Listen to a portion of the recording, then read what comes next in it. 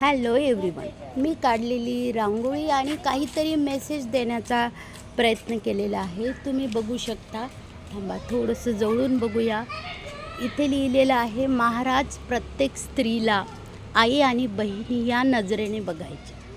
हे बघा, शिवाजी महाराज, जाणता राजा. आणि खालचं चित्र बघू शकता तुम्ही. यामध्ये असं लिहिलेलं आहे की आता महाराजांसारखे विचार असते तर स्त्रियांवर अत्याचार झालेच नसते. हे बघा, अगदी बरोबर आहे. आजकालच्या तरुण पिढीचे विचार खूप घाणेरडे झालेले आहेत. हे बघा, तुम्ही बघू शकता ही रांगोळी.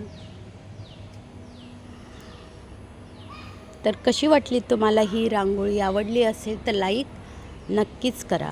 चला, एकदा परत आपण थोडंसं जवळून बघूया. हे बघू शकतो.